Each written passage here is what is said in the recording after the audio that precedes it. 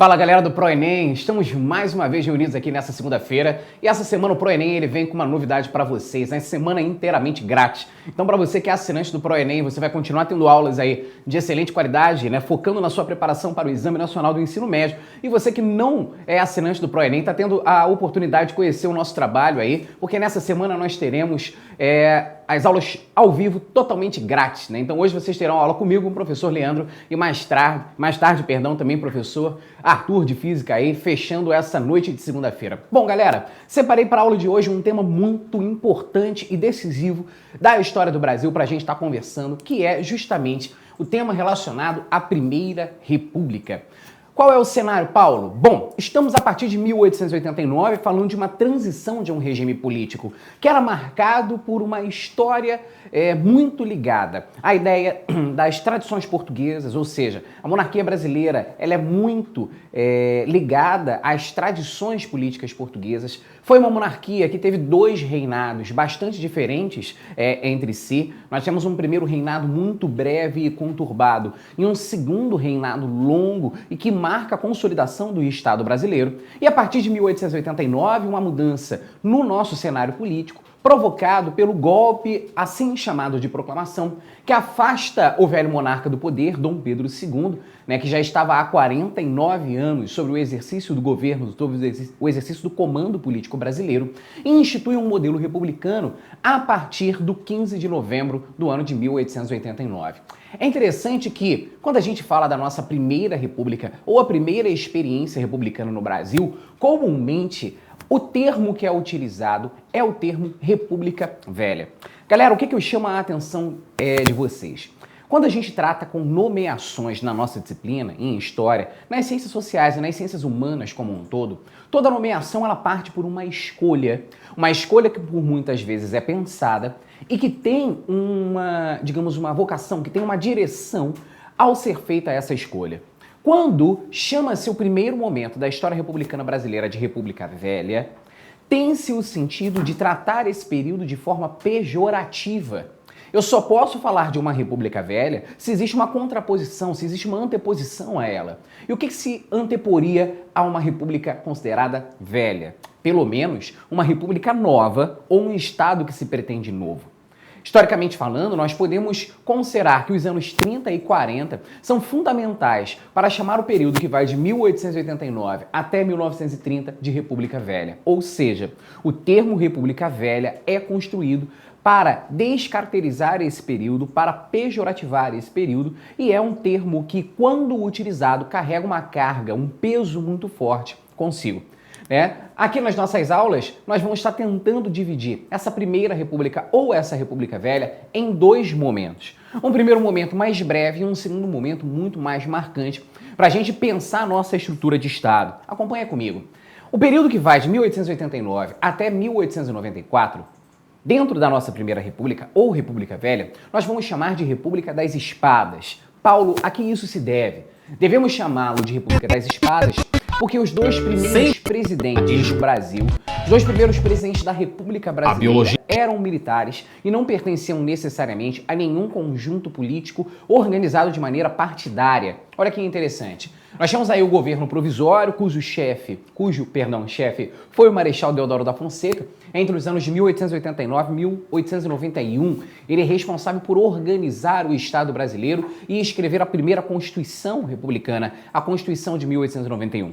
Nós temos o breve governo Deodoro da Fonseca, que fica durante poucos meses do ano de 1891, e o governo Floriano Peixoto, segundo presidente do Brasil, também marechal, que conclui o governo Deodoro da Fonseca, o mandato de Deodoro, entre 1891 e 1894.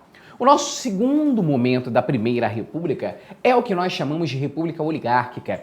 Ele se estende da eleição do primeiro presidente civil brasileiro, que foi Prudente de Moraes, eleito em 1894, após o governo de Floriano Peixoto, e o último presidente desse período é Washington Luiz, natural de Macaé, do Rio de Janeiro, mas político de carreira pelo PRP, Partido Republicano Paulista. Dado esse motivo, era conhecido como Paulista de Macaé. Washington Luiz é eleito em 1926 e destituído do seu cargo em 1930.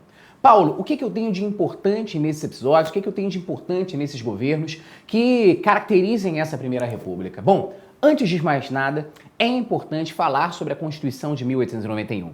Galera, o Brasil é um país de independência recente, mas de uma história constitucional bastante fragmentada e longa.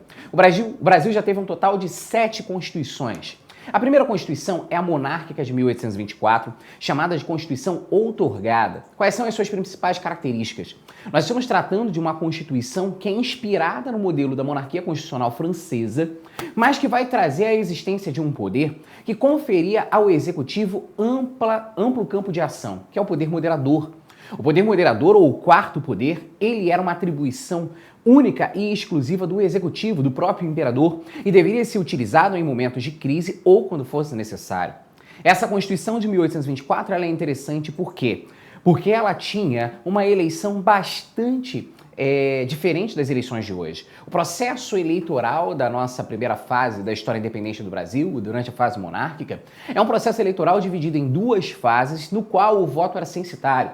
Nós tínhamos uma primeira fase que eram as eleições de paróquia, uma segunda fase que eram as eleições de província.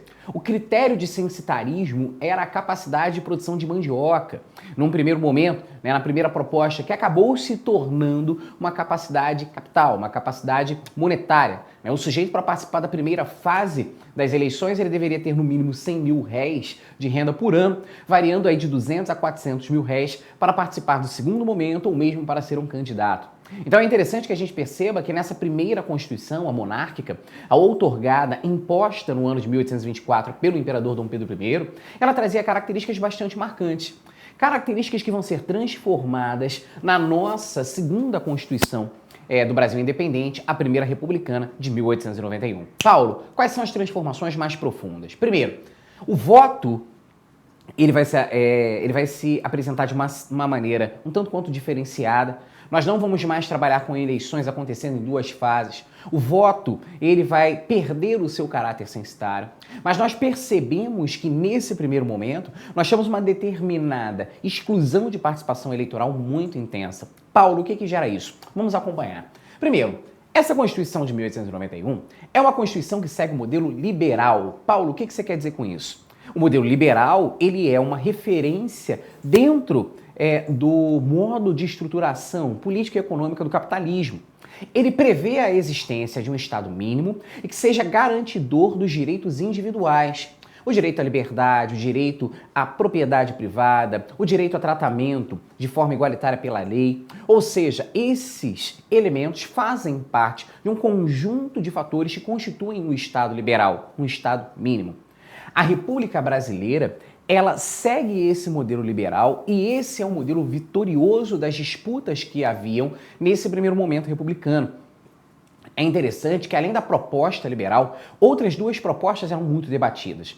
Uma proposta conhecida como a proposta positivista, que tinha como principal foco de sustentação o Exército Brasileiro, a crença na filosofia positivista de que a sociedade deveria ser organizada hierarquicamente e o governo caberia aos mais aptos.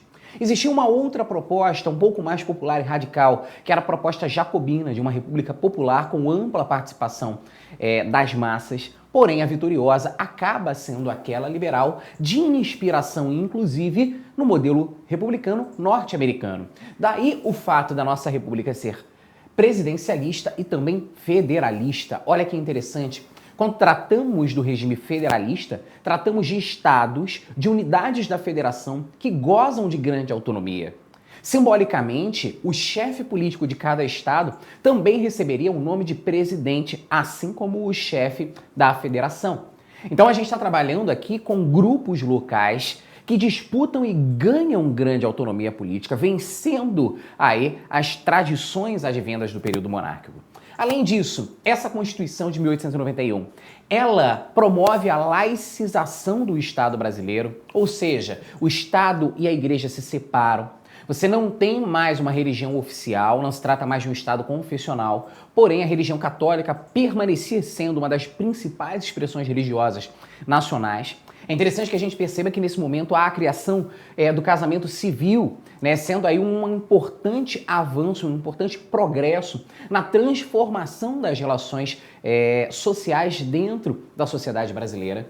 E as eleições, como eu colocava para vocês, elas se transformam bastante. Elas passam a ser eleições diretas, na qual a existência do voto universal masculino, claro, aos alfabetizados, essa era uma pré-condição que já havia sido colocada pelo Código Eleitoral de 1881, ou seja, de 10 anos antes, e o voto era aberto ou descoberto. Diferente de hoje, que o voto é secreto, nesse período até 1930, o voto ele é descoberto, ele é oral. Então você chegava na zona eleitoral e comunicava o seu voto ao anotador de votos. Gente, é interessante perceber, né, que no texto da nossa primeira Constituição, nós temos aqui a definição da forma de governo, de regime representativo e da estruturação laica do Estado. Olha que interessante. Na abertura da própria Constituição, nós temos esses três elementos que concediam maior autonomia para os estados, o voto garantido aí para os homens maiores de 1 ano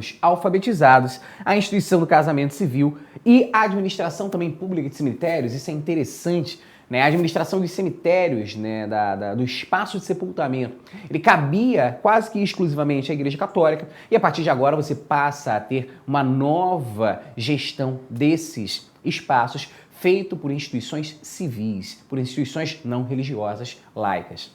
Galera, o que é interessante? Durante esse momento da Primeira República, né, marcado por essa Constituição de 1891, nós tivemos 2 mandatos iniciais que foram um tanto quanto conturbados. O mandato de Deodoro da Fonseca, que foi muito breve, né? Deodoro é o primeiro presidente da República Brasileira e também o primeiro presidente a renunciar. E o mandato de Floriano Peixoto, que teve que enfrentar uma série de rebeliões internas, sobretudo a revolta da Armada no Rio de Janeiro e a Revolução Federalista no sul do país, sobretudo Rio Grande do Sul e Santa Catarina, que era formada por opositores à sua política mais centralizadora. Devido ao combate a esses movimentos, Floriano Peixoto seria conhecido como Marechal de Ferro. Curiosamente, chamado de o Consolidador da República, torna-se uma figura muito popular devido a medidas que ganhavam grande simpatia entre as massas, como, por exemplo, a diminuição do preço de aluguéis. Muitos acreditavam que ao final do seu mandato em 1894, Floriano Peixoto não deixaria o governo, mas isso acaba acontecendo. Ele passa a faixa presidencial para o primeiro presidente civil eleito pela vontade direta, pela expressão do voto no Brasil durante o período republicano, que fora Prudente de Moraes. E Prudente de Moraes dá início a uma fase da República Brasileira que é conhecida como República Oligárquica. Paulo, o que eu posso entender como República Oligárquica? Gente, é só a gente pegar o termo óligos e arquia. Óligos é uma expressão que vem do grego, que significa poucos. Arquia vem de, ou árquica nesse caso, vem de arque, que quer dizer o poder, o comando. Ou seja, oligarquia são poucos que detêm o poder. Se eu estou falando de uma república oligárquica, significa dizer que nesse primeiro período republicano, os interesses públicos, a gestão pública, ela ficava nas mãos de poucas pessoas, de poucos grupos, tradicionalmente aliançados às elites econômicas brasileiras. Por isso, esse primeiro momento fica conhecido como República Oligárquica. Paulo, então eu não posso considerar a Primeira República um momento de democracia no Brasil? Não. Não necessariamente a democracia é o que melhor marca esse primeiro período republicano. Paulo, por quê? Porque nós estamos falando de um regime republicano que se aliança profundamente com caracteres e expressões econômicas. A gente fala que o Brasil se transforma numa república, mas ele continuava tendo um rei. O rei do Brasil continuava sendo o café. Galera, é interessante perceber, né? Galera, olhem aí na tabela na sua tela, que o café ele é um produto que cresce no século XIX em importância. Em 1821 a 1830, por exemplo, ele representava uma parcela pequena ainda do nosso potencial de exportações. Entre 1830 e 1890, o café ele abarca mais de 50% das exportações nacionais. É interessante que a gente perceba que o café ele não é um produto de primeira necessidade, assim como o açúcar também não era, assim como a borracha também não era, mas ele ganha muita expressão ganha um grande espaço, uma grande fatia no mercado internacional devido à sua ligação direta com a segunda revolução industrial. O café é a droga do trabalho. A cafeína ela é introduzida na dieta base dos trabalhadores, sobretudo operários europeus e norte-americanos, como estimulante do trabalho. E aí acaba entrando na dieta base dos trabalhadores. É interessante perceber que já no século XX, o café ele mantém-se enquanto principal produto na pauta de exportações brasileiras e ele acaba sustentando uma série de políticas que se articulam em torno da valorização desse produto. Imaginem vocês que no ano de 1906, reúnem-se na cidade de Taubaté, em São Paulo, cafeicultores do estado de São Paulo, de Minas Gerais e do Rio de Janeiro. Cafeicultores de 3 estados que representam a maior parcela produtiva nacional. Esses cafeicultores se reúnem numa convenção que seria responsável por ditar os rumos da produção de café no Brasil e as políticas que o Estado brasileiro defenderia para valorizar esse produto. A gente percebe que é por causa desse poder econômico que detêm os cafeicultores e as elites econômicas oligárquicas nacionais que durante a Primeira República, ou melhor, durante o período em especial da República Oligárquica, o que rege a política nacional é uma política conhecida como política do café com leite. Essa política é muito alicerçada e aliançada em torno da expressão do poder econômico. Gente, durante a nossa Primeira República, nós tivemos aqui uma certa dominância de alguns grupos políticos estaduais no poder. Acompanhem os estados e as funções de cada um dos presidentes que nós tivemos nesse primeiro momento. Deodoro da Fonseca e Floriano Peixoto eram militares, não detinham legenda própria. Não detinham legendas partidos. De Prudente de Moraes a Washington Luiz, pelos estados a gente percebe quais são os grupos mais potentes. Vamos lá. Prudente, Manuel Ferraz de Campos Sales, Rodrigues Alves eram do estado de São Paulo. Pertenciam a legendas diferentes, mas eram do mesmo estado, do mesmo grupo político de São Paulo. Quando a gente passa por Afonso Pena, Venceslau Braz, Delfim Moreira e, finalmente, Arthur Bernardes, nós estamos trabalhando aí com presidentes mineiros. Gente, a política do café com leite trata de uma proeminência à frente do Executivo Nacional das elites mineira e paulistana.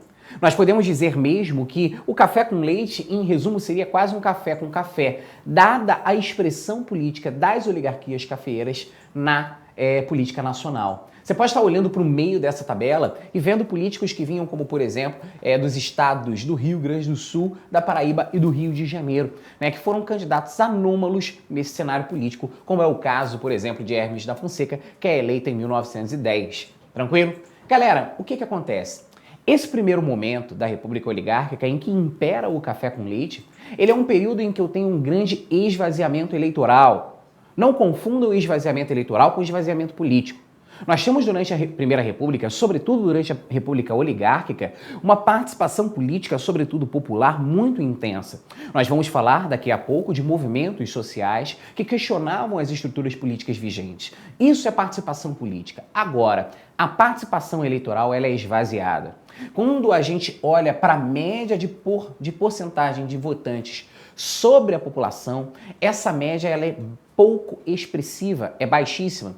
Quando a gente fala da eleição de Prudente de Moraes, por exemplo, participaram do critério de posicionamento eleitoral apenas 2,2% da população brasileira. Esse índice, quando chegou a mais pessoas, durante a eleição de Júlio Prestes, em 1930, que acabou não assumindo a faixa presidencial. Mais à frente a gente vai ver por quê. Quando votaram-se 5,6% da população. Ou seja, a expressão eleitoral ela é muito pequena. Daí a compreensão de uma república se constitui de uma maneira oligárquica. Além da política do café com leite e do esvaziamento eleitoral, existiam outras práticas que acabavam mantendo esses grupos oligárquicos no poder. Por exemplo, durante o governo Campos Sales, foi instituída uma política conhecida como política dos governadores. No que se estruturava essa política? Era a tentativa da correlação de forças entre as elites locais e as elites nacionais.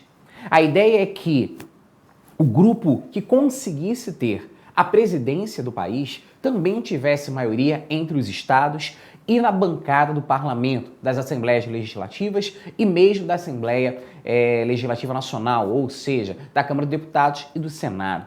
É interessante que a gente perceba que a ideia do Campos Salles era conseguir uma governabilidade tal que as decisões do Executivo Nacional se espelhassem nas decisões dos executivos estaduais e não fossem questionadas. É interessante que o Campos Salles ele não gosta muito da denominação da política dos governadores, ele preferia que fosse chamada de outra maneira. Observe. Outros deram à minha política a denominação de política dos governadores. Teriam acertado se dissessem política dos estados. Essa denominação exprimiria melhor o meu pensamento, ou seja, é um pensamento da tentativa da construção de uma fala única entre os governos estaduais, entre os presidentes do estado e a presidência da nação. E aí você está em casa pensando, pô Paulo, como é que ele vai conseguir isso? Como é que o Campos Salles e aqueles que os sucedem nas primeiras décadas da República Brasileira conseguem uma aliança em prol da governabilidade tão forte? Foi criado nesse momento um instrumento conhecido como Comissão de Verificação dos Poderes. A Comissão de Verificação dos Poderes, ela tinha como poder a ideia de que ela poderia validar ou invalidar um pleito ou processo eleitoral. Ou seja, se desconfiasse que naquela eleição, naquele momento de consulta eleitoral, você tivesse perigos, ameaças à idoneidade do processo, ou seja, se ele foi correto ou corrupto, se eu tive votantes capazes de votar, ou seja, se todos os que estavam participando da eleição estavam vivos, se não utilizavam documentos de finados, se você não teve voto de cabresto, que logo eu vou explicar o que é. A Comissão de Verificação dos Poderes, ela tinha como responsabilidade analisar o pleito eleitoral. Curiosamente, quando um candidato da oposição ou um candidato que não tivesse aliançado a essas elites locais e nacionais vencesse, a comissão era acionada e invalidava aquele pleito eleitoral. Então a ideia é que você tinha um instrumento que era capaz de validar ou invalidar as eleições, o pleito eleitoral, dependendo do grupo político que estivesse à frente.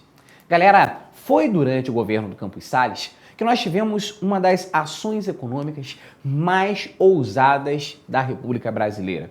O ministro de Campos Salles, o ministro da Fazenda de Campos Salles, é um camarada chamado Joaquim Murtinho.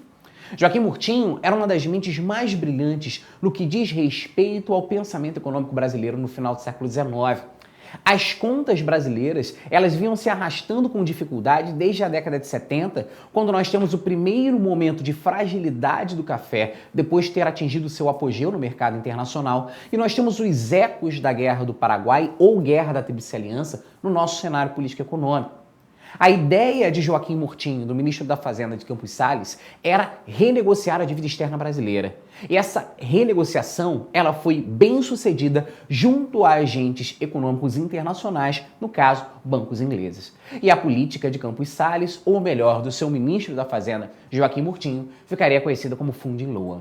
Galera, vamos ver os capítulos desse acordo. Primeiro, nós vamos trabalhar aí com uma proporção de desvalorização monetária. Para aqueles que pensam que a ideia de desvalorizar a moeda é algo recente na nossa estrutura de políticas econômicas, se engana redondamente. Desvalorizar a moeda é uma tentativa constante de metas econômicas na história brasileira para justamente facilitar as exportações. A desvalorização da moeda, ela atinge principalmente os interesses oligárquicos que se prevalecem de um produto brasileiro mais atrativo aos compradores, aos mercadores internacionais.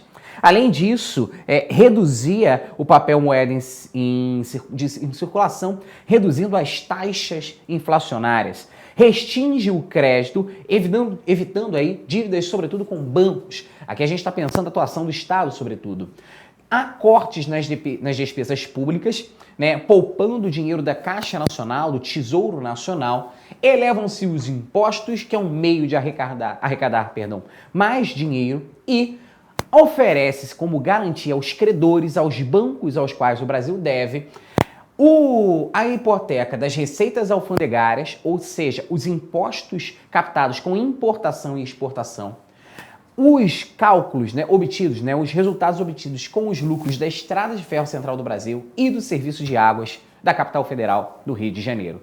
Graças a essa política ousada, a economia nacional pôde se reorganizar E durante um período de 3 anos, né, o Brasil, ele não viu-se obrigado a saldar a sua dívida externa e a dívida ela foi rearranjada para pagamento até 1911, por um período de quase uma década.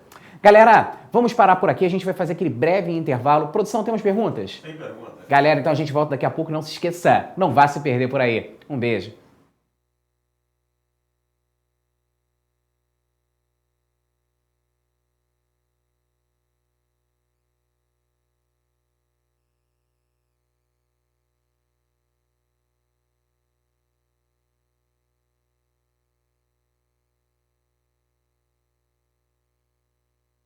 A biologia acredita na evolução, a física na explosão, já a química na transformação. Tudo isso você aprende aqui, nas aulas ao vivo do ProEnem, de segunda a sexta-feira. Sempre com os melhores professores.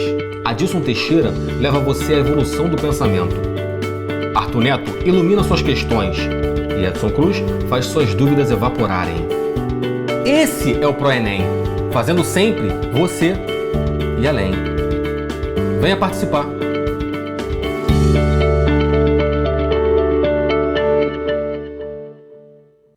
E aí, galera?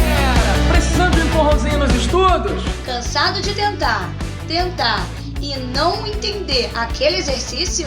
Nós aqui no ProEnem temos os melhores professores À sua disposição. Tudo no alcance das suas mãos. Aqui na internet, com uma agenda repleta de horários. Pra você escolher! Além, é claro, de aulas particulares.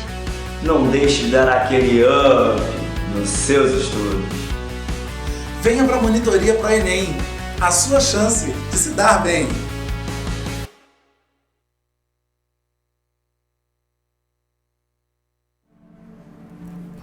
Jovem Padawan, no final desse curso, você vai entender por que você não pode ter um sábio de luz. E de quebra, ainda vai passar no Enem. Então, embarque nessa aventura de emoção e magia. Porra aí, isso ficou ruim pra c... Corta aí, corta. Então, pequeno gafanhoto, vem pro meu mundo, que você vai passar no Enem, nem que seja a última coisa que eu faça.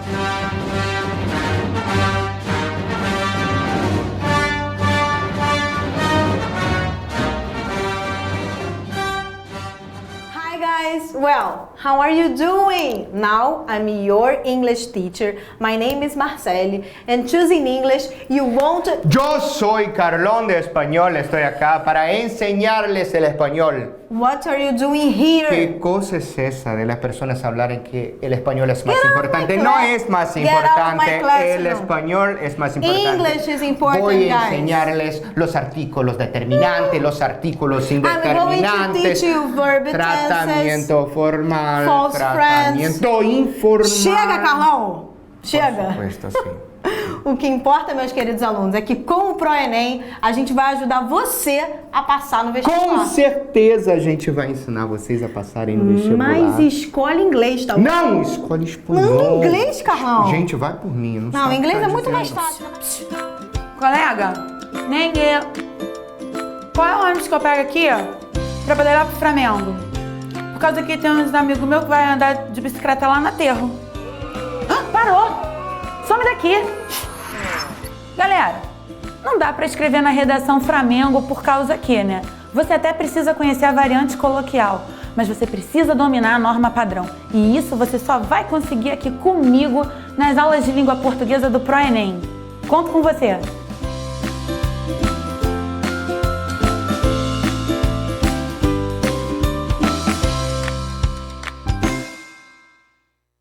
Olá, candidato! Quer descobrir os segredos do mundo e suas curiosidades? E por que não sobre o universo? Desde os primórdios da humanidade, explorando cada canto do planeta e calculando seus ângulos e medidas, refletindo sobre a ação do homem na atualidade. Tudo isso em um só lugar, aqui. No ProEnem, preparação que vai além.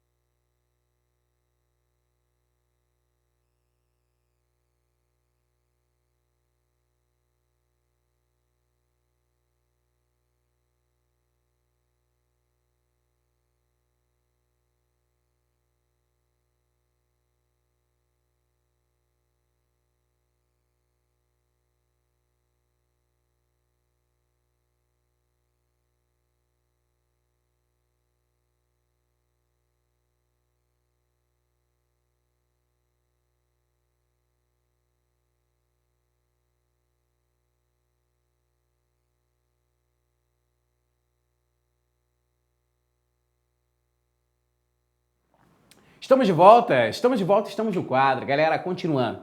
A gente terminou o nosso momento aí pré-intervalinho falando do quê? Falando que no início do século XX nós vivenciávamos a construção de um sistema político extremamente aliançado entre as elites econômicas e políticas, e que esse sistema ele procurava focar nos produtos principais da nossa pauta de exportações e sustentação da economia nacional, como por exemplo o café, que procurava reorganizar as dívidas externas brasileiras, que haviam crescido aí no quartel final, nos últimos 25 anos do século XIX, e que de certa maneira construíam um tipo de relação política que mantinha os grupos que estavam no poder. E galera, como estágio final desse instrumento de manipulação política, a gente pode pensar na prática do coronelismo. O coronelismo é um dos vícios mais presentes da política brasileira desde o final da monarquia e, de certa maneira, ele se estende até hoje. Eu trouxe para vocês uma definição que me parece bastante interessante. Olha só, coronelismo, substantivo masculino, política brasileira. Prática de cunho político-social própria do meio rural e das pequenas cidades do interior. Tomem cuidado. Meios urbanos também convivem com esse tipo de prática, que floresceu durante a Primeira República, 1889-1930, e configura uma forma de mandonismo em que uma elite encarnada emblematicamente pelo proprietário rural controla os meios de produção, detendo o poder econômico, social e político local. E aí você está em casa falando, pô, Paulo, o que isso quer dizer? Quer dizer que eu tenho determinados elementos das elites políticas locais, sobretudo naqueles espaços em que o Estado ou não atua ou atua mais timidamente, ocupando parte desse papel do Estado e se transformando em figuras locais de mandonismo. Esse sujeito, o coronel, ele é um mandão. Ele detém sobre um grupo que está sob seu controle o respeito e a fidelidade dessas pessoas. Paulo, como é que o coronel ele constitui a sua rede clientelista? Como é que ele constitui as bases do seu mandonismo? A partir de um jogo de barganhas que pode ou não ter o voto como instrumento de barganha. Paulo, me explica isso melhor. Imaginem o seguinte, a gente está falando do interior do país, numa região que é desprovida da atuação direta do Estado. Nós temos um coronel que é um senhor de terras local, muito poderoso, e que tem sob o seu comando uma série de camponeses. Camponeses que vivem em suas terras ou em terras próprias. Imaginem dois camponeses que resolvem disputar um limite de terras. Quem é que vai decidir digamos assim, a faixa que vai dividir a terra entre esses dois lavradores? O coronel. O filho do lavrador ficou doente, ele não tem dinheiro para comprar um remédio. Quem pode sair em socorro? O coronel. Quem é que vai chamar um médico para vir da cidade? O coronel. Então acaba que essa figura, ela cria uma rede de clientes, ela cria uma rede clientelista, que são pessoas que dependem dele em alguma expressão e vai utilizar como meio de barganha o voto. É interessante a gente perceber que o voto nessa Primeira República é restrito aos alfabetizados, mas para você tirar o seu título de eleitor, para comprovação do seu alfabetismo, era necessário que você escrevesse o próprio nome, né, de maneira contínua, ou seja, fosse capaz de reproduzir o próprio nome. É por causa disso que nós temos a existência dos currais eleitorais. O curral eleitoral, ele é a expressão máxima do voto de cabresto, que é esse tipo de voto conquistado, barganhado, a partir de redes e manutenções de dominação clientelista.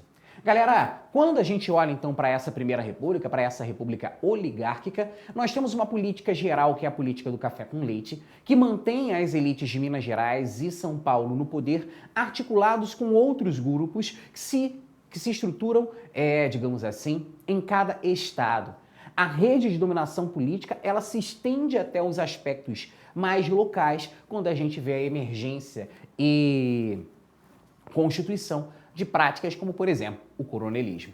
Galera, esse primeiro momento da nossa história republicana, ele é um momento que, como eu disse, é esvaziado eleitoralmente, mas que conta com grande participação política, tanto no campo urbano quanto no campo rural.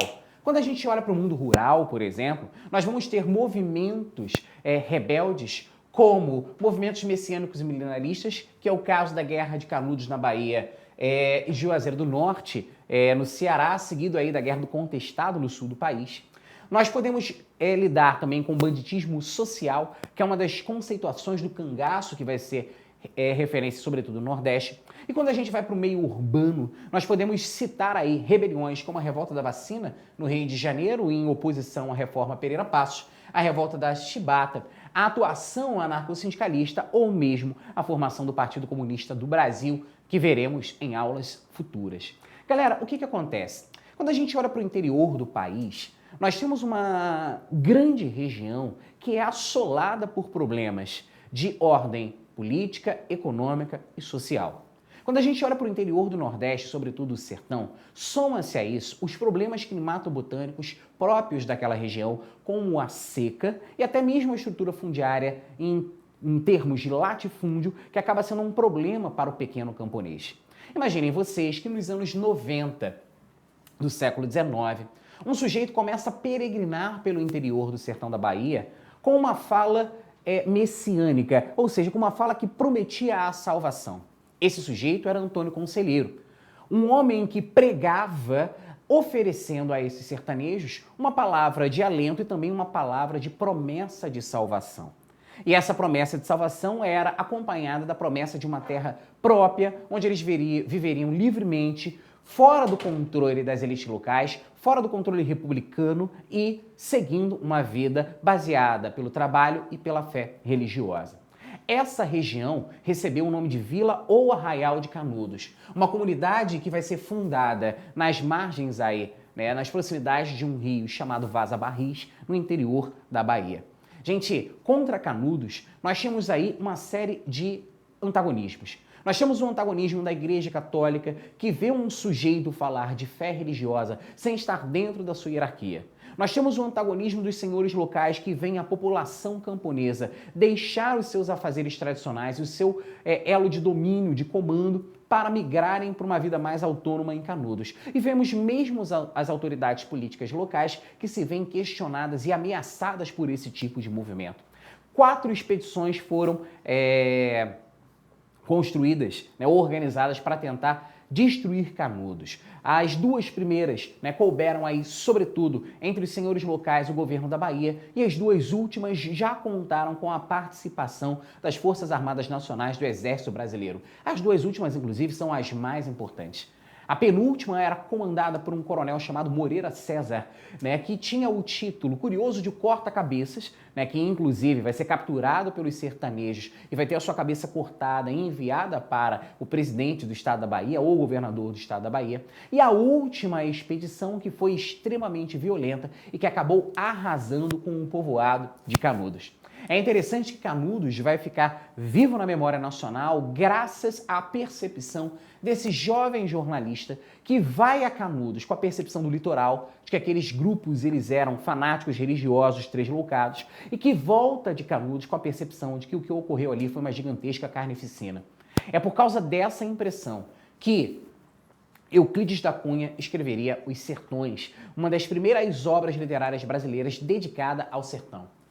Acompanhemos esse trecho. Ao entardecer, quando caíram os últimos de seus defensores, que todos morreram. Eram 4 apenas, um velho, 2 homens feitos e uma criança na frente das quais rugiam raivosamente 5.000 soldados. Aqui está sendo narrado um dos episódios do livro Os Sertões, que é dividido em 3 partes. O homem, a terra, a luta. O homem fala sobre o sertanejo, a terra sobre as suas condições naturais e a luta é o enfrentamento entre Canudos e as forças de repressão. Galera, além de Canudos, quando a gente vai em direção ao sul do país, nós temos um movimento similar que é conhecido como Guerra do Contestado. A Guerra do Contestado, ela envolve esses 16 povoados de uma região que era contestada entre Santa Catarina e Paraná. Esses povoados eles estão sofrendo um deslocamento por causa da construção de uma linha férrea e por causa do interesse de empresas madeireiras que veem o potencial de exploração da região. O conflito que acontece entre 1912 e 1916 no sul do país, ele vai ser liderado por 2 monges, o monge José Maria e o monge João Maria, que vão ter uma fala salvacionista, messiânica e também uma fala sebastianista. Acreditavam nesse momento que Dom Sebastião, rei português, que havia desaparecido em 1578 no Marrocos, na Batalha de Alcácer Quibir, retornaria glorioso para salvá-los.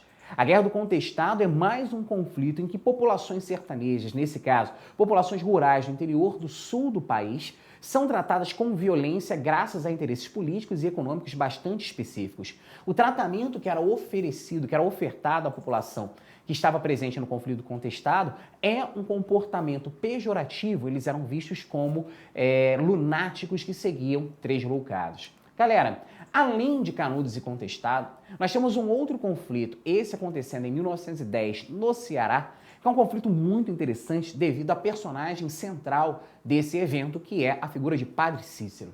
A revolta de Juazeiro foi um confronto armado entre as oligarquias cearenses e o governo federal, provocado pela interferência do poder central na política estadual nas primeiras décadas do século XX.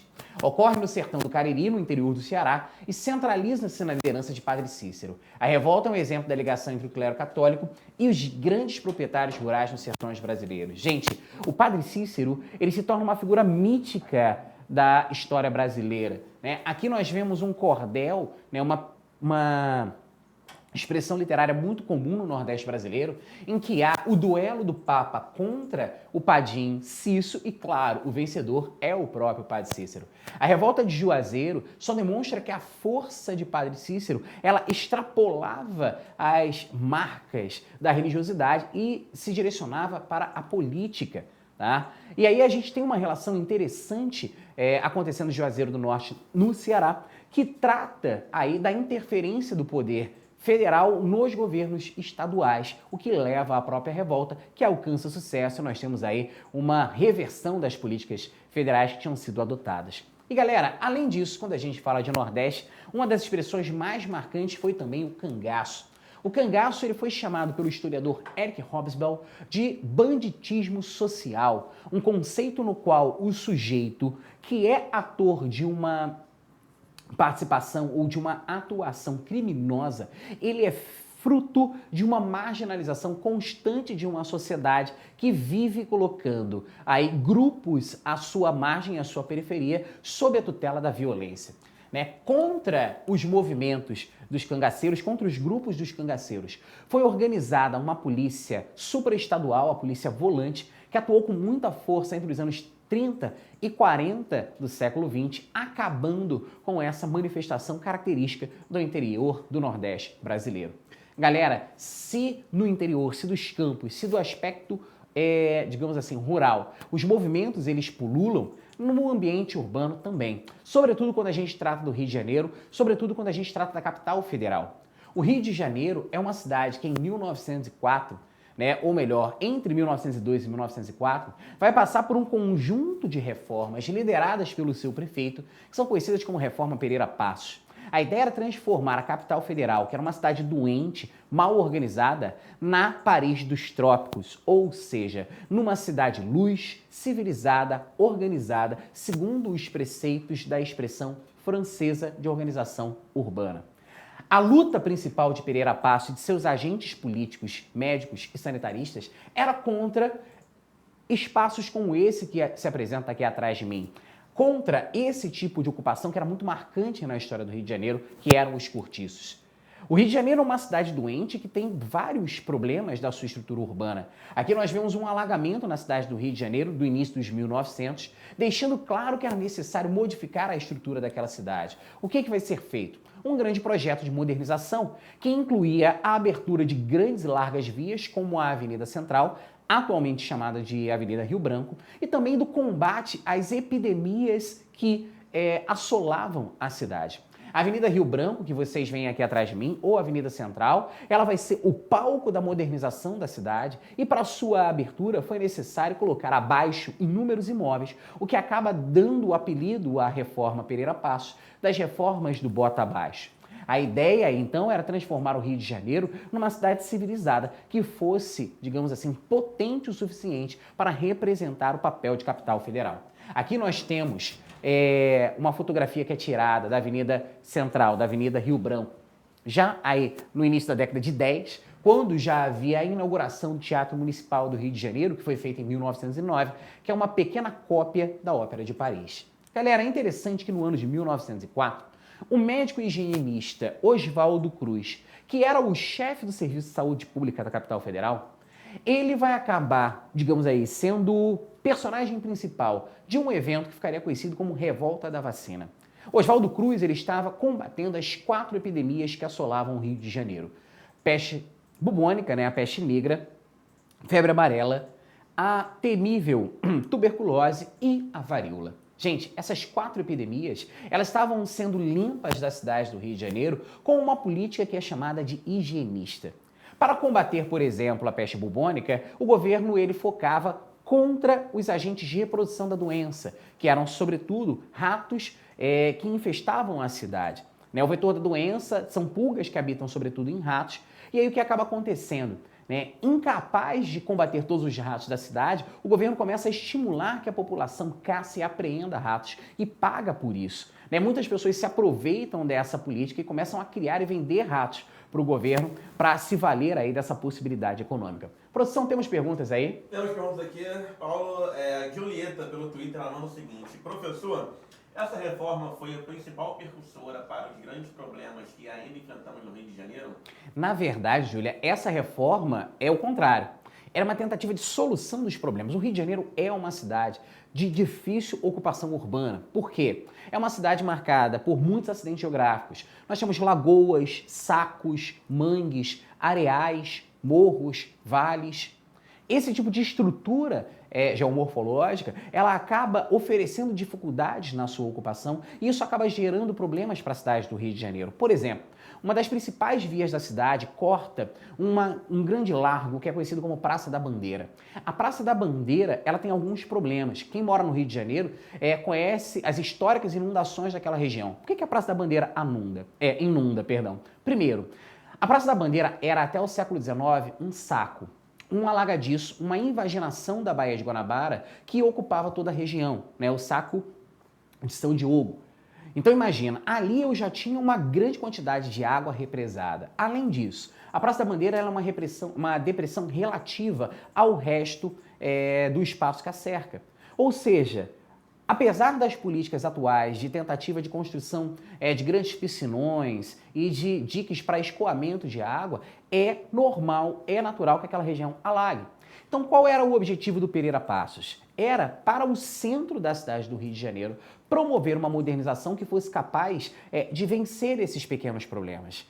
E acompanhado a isso, nós tínhamos uma política sanitária que pretendia vencer as doenças da cidade, como eu estava apresentando o caso da peste bubônica. Quando a gente fala do combate a outras doenças, como por exemplo a febre amarela e a tuberculose, eu também vou combater os seus vetores. Febre amarela eu combato o mosquito, o Aedes aegypti, o mesmo da Zika e também da dengue, permanece hoje existindo na cidade do Rio de Janeiro. A ideia era combater com pesticidas o vetor da doença. No caso da tuberculose, muda-se a estrutura arquitetônica. Você passa a construir prédios mais largos, com maior ventilação de ar, você muda a forma como a disposição das janelas, passa a ter janelas frontais e traseiras ao invés de janelas laterais, começa a criar hospitais para tratamento isolado dos doentes, sobretudo mais afastados da cidade, como por exemplo a região serrana. E o objetivo central das políticas médico-sanitárias do Oswaldo Cruz era combater aquele que mais assolava, em termos de doenças, o Rio de Janeiro, que era a varíola. Contra a varíola vai ser imposta a vacinação obrigatória. Diferente de hoje, que você tem uma grande campanha de convencimento da população da importância das vacinas, naquele momento, a imposição ela parecia muito mais violenta, muito mais autoritária e muito mais coerciva. Resumo da ópera: a população, que já via uma série de intervenções em torno da sua vida, se revolta em novembro de 1904, cancelando inclusive as comemorações da proclamação da República do 15 de novembro. Por não ter uma liderança definida ou mesmo um conjunto ideológico claro, a revolta é desbaratada pelas forças federais, pelas forças que atuavam na capital federal, no Rio de Janeiro, porém o governo volta atrás. Desobriga a população de vacinar-se, mas exige o comprovante de vacinação para várias coisas, para vários processos administrativos, que é como existe até hoje. A vacinação, ela pode não ser considerada obrigatória, mas, por exemplo, para estar na escola, para assumir um cargo público, é necessário que você apresente o seu cartão de vacinação. Galera, a revolta, ela então apresenta uma característica plenamente popular, assim como outra revolta que aconteceria em 1910, também no Rio de Janeiro, a Revolta da Chibata. A Revolta da Chibata é um movimento de militares da Marinha do Brasil, planejado por cerca de 2 anos e que culminou com um motim que se estendeu de 22 a 27 de novembro de 1910 na Baía de Guanabara, no Rio de Janeiro, a época capital do país, sob a liderança do marinheiro João Cândido Felisberto. Paulo, contra quem se revoltavam os marinheiros do Brasil em 1910? Simples, pessoal. Até aquela década, permanecia existindo dentro da Marinha do Brasil uma série de práticas que levavam aí aos castigos físicos dos militares não oficiais que apresentavam algum tipo de conduta irregular. Os marinheiros, então, vão se amotinar, vão se reunir contra isso e também lutando por melhores condições de trabalho e soldo dentro da Marinha. O governo do Rio de Janeiro, na verdade o governo federal, ele dialoga com os marinheiros, dizendo que acataria os seus pedidos, as suas demandas, e que perdoaria as principais lideranças. A primeira promessa é cumprida, a segunda não. Acaba que as principais lideranças são presas, são destituídas de suas patentes ou de seus cargos militares, caso maior dos amotinados, que eram marinheiros, eram praças, e há uma luta durante quase todo o século XX para que essas figuras sejam reintegradas à Marinha do Brasil, mesmo depois da sua morte, como um ato simbólico de reconhecimento desse traço mais aristocrático e escravista que ficou dentro da Marinha do Brasil durante algum tempo. A ideia era vencer esse tipo de estruturação, esse tipo de simbolismo, que é o que acontece no final dos anos 90. A família do João Cândido, ela consegue, junto à Marinha do Brasil, o reconhecimento e sua reintegração às Forças Armadas, e João Cândido torna-se um grande símbolo para os movimentos negros no país. Galera, a gente vai se encontrar daqui em diante, em todas as segundas-feiras, a gente vai continuar aí na nossa formação, tá? Continuem aí, 7h30, a gente vai ter a aula do Leandro e depois vamos ter a aula do Arthur aqui, totalmente free, totalmente grátis, nessa semana de aulas ao vivo, aberta aí do ProEnem. Produção, dúvidas? Fala aí. Então, uma pergunta aqui da Bruna, ela pergunta o seguinte, a preocupação era essa mesmo ou foi apenas uma desculpa para segregar aqueles que infectavam a cidade? Então, aí a gente tem uma política que é dupla, Bruna. Por quê? Porque esses segmentos que estão sendo alvo principal das reformas Pereira Passo e também, de certa maneira, das campanhas de saúde pública, eram as chamadas classes perigosas, populares que habitavam, sobretudo, o centro da cidade e que sofrem muito com essa maior intervenção do Estado na sua vida privada. Essa intervenção do público no privado é um dos principais motivadores da revolta. E é legal, Bruno, a forma como os jornais da época tratam. Os jornais que se opunham ao governo apresentam os revoltosos, os rebeldes, como uma população massacrada pelas ações do governo federal e da Prefeitura do Rio de Janeiro. Os jornais que eram favoráveis ao governo apresentam esses mesmos como agitadores, descomprometidos, vadios, Ou seja, há um tratamento aí diferenciado pela imprensa se era a favor ou contra as medidas do governo. Mas, sem sombra de dúvida, há também uma tentativa aí de higienismo social com as reformas, sem sombra de dúvida. Beleza, Bruna? Galera, vou me despedir por aqui, tá? Foi ótimo estar segunda-feira com vocês. Eu volto semana que vem, às 7h30. Um beijo no coração e não se esqueça, não vá se perder por aí. Tchau!